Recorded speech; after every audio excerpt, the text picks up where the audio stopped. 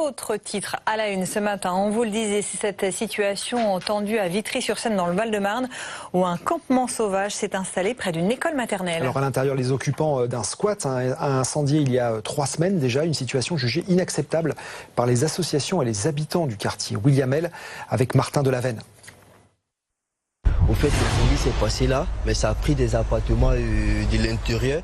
C'était dans la nuit du 4 au 5 mai dernier. Ce squat occupé depuis plusieurs années était la proie des flammes. Depuis ce drame vécu par une quarantaine d'habitants, c'est le parcours du combattant. Ici, il y a 3 personnes qui dorment ici. Il y a 3 personnes qui dorment ici parce que là, c'est un 2 places. Et là, il y a des tentes de... 2 places aussi. Ça, là, c'est 2 places. On essaie de faire comme on peut parce qu'on n'a pas tous les éléments nécessaires. Donc du coup, on se débrouille.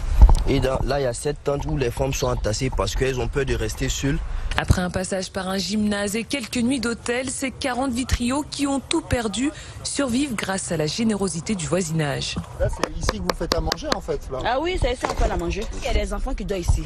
Une situation dénoncée par les membres de la Ligue de défense noire africaine qui leur sont venus en aide.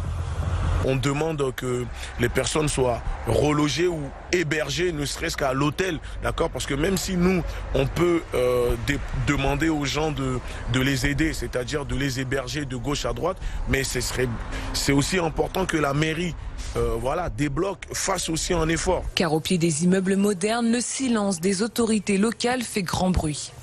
J'ai de la peine pour eux, parce que je trouve ça inadmissible qu'ils se retrouvent là dans des tentes et voilà, qu'ils n'aient pas un logement, enfin là en face d'une école en plus.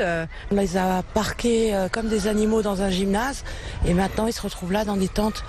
Je pense que c'est pas une solution quoi. La solution, c'est sans doute à la mairie de la mettre en place, une mairie qui n'a pas souhaité donner suite à notre demande d'interview. Depuis notre tournage, la police a évacué le campement ce jeudi matin à 6 h.